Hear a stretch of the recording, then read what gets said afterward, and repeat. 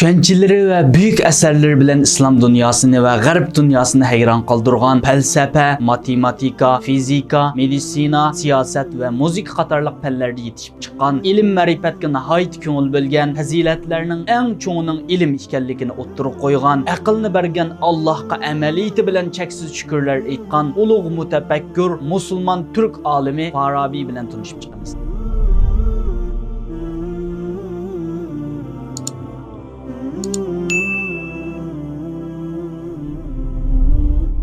Dünya bilim tarixinin en çok felsefeşünaslarından biri bolgan Farabi, miladiye 870 yılı tarixdeki alim ulemalarının yurti dep atalgan Türkistan'ın yani hazırki Kazakistan'ın Farab şehirde dünyaya kelgen. Farabi'nin toluq ismi Ebu Nesr Muhammed İbni Uzluq İbni Tarhan el-Farabi bulup, dadısı Muhammed kumandan idi. Farab şehri Samaniler dövlətinin hakimiyeti astidagi şu devrinin medeniyet, kültür ve oku-okutuş merkezi idi. Farabi asasi bilimlerden bolgan fiqhi, hadis, tefsir, matematika, edebiyat, felsefe ve ana tili bolgan Türk dili yani Uygur dili, Arap dili, Pars dili ve Girik dili ilimlerini öz yurtuda öğrenidi. Onun dinkin Bukhara, Semerkand, Mer ve Belx qatarlıq Xorasanның ilim ve kültür merkezleriga berip seviyesini texmi aşırdı. Şuningdek aynı zamanda İslam dünyasının medeniyet merkezi bolgan Bağdatga bardı. Bu yerde Bağdatның meşhur ustazları da Arapça, Girikçe, Latince, logika, felsefe qatarlıq ilimlerini öğrenidi. Bağdat'taki qalayimqançılıq tüpeyli Bağdat'tan Suriye'nin şimalıga köçüp barıdı. O bu yerde padişah Seyfuddevle bilen uçuruşudu. Padişah Farabi'nin istidadıga qail bulup onunğa dövlet ustaz süpütüde hürmet bildirdi. Farabi bu yerde okutuş bilen şogullanıdı. O Halep, Dimeşq ve Mısır'a berip ilmi leksiyelerini sözleydi. Tarixçiler Farabi'ni miladiye 950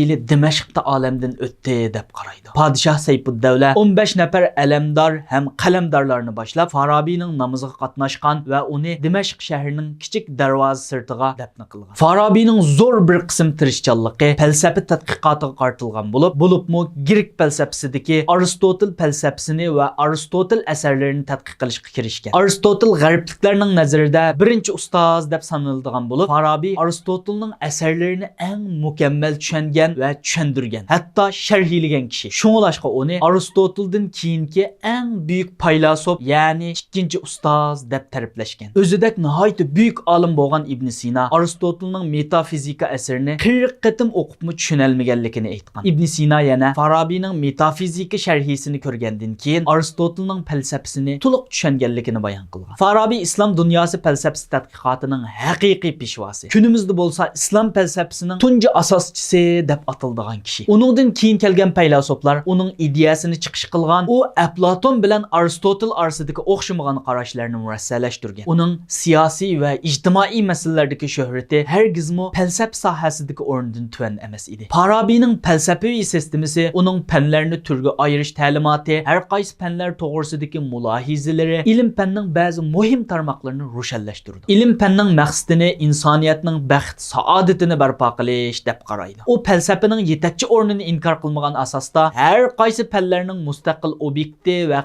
qimmatini muayyanlashtirdi. Fanlarning bir-biri bilan bo'lgan munosabati, ichki tarmoqlar bo'yicha turga ayirish prinsiplari va uning o'zgacha xos sxemasini o'ttirib qo'ydi. Farabi Aristotelning nazariy fanlar, amaliy fanlar, ijodiy fanlar qatorliq 3 tur bo'yicha fanlarni turga ayirib, nazariya fanlari bilan amaliy fanlarni bir-biridan ayirib etganligiga xotima berib, har bir fanda ajralmas nazariya va amaliyat tarmoqlari bo'ladi deb tushundirdi. Farabi Fazilatlik shahar ahli nomli cho'ng hajmli kitobida mundaq yozgan. O'zaro yordamlashib baxtga erishishni maqsad qilib birlashgan kishilarning shaharlari fazilatlik shahar bo'ladi. O'zaro yordamlashib baxtga erishishni maqsad qilgan kishilarning jamiyatlari fazilatlik jamiyat bo'ladi. O'zaro yordamlashib baxtga erishishni maqsad qilgan barliq shahar xalqlari fazilatlik xalq bo'ladi. Agar barliq xalqlar baxtga erishish maqsadida o'zaro yordamlashishni yo'lga qo'ysa, butun zaminda o'rtaq fazilat tiklanadi deydi. Ulug' olim faylasuf Farabi ko'plagan xos asarlar va sharhiy asarlar yozgan bo'lib, kunimizda ma'lum bo'lganlari 160 parchadan ortiq. Farabi ve onun ilmi emgekleri felsefe tarihi tadqiqatida xas tarmaq, yani Farabishunoslik bo'lib shakllanadi. Farabining ko'plagan asarlari va Farabi to'g'risidagi yetuk asarlar Sharqiy Yevropa ellari, Fransiya, Amerika, Turkiya, Misr, Suriya, Iroq, Pokiston qatorliq ellarda ko'plab nashr qilindi. Farabi falsafaning maqsadini osmon va zaminning yaratquchisi bo'lgan Allohning borlig'ini bilish uchun ishlatgan. Aqlni bergan Allohga cheksiz shukrlar bo'lsin deb hamda aytgan. Islom ideya an'anasining g'ol iqimlarini birlashtirgan Farabining duosi faqat islom falsafasi o'quvchilari uchunla emas, falsafaviy tushuncha,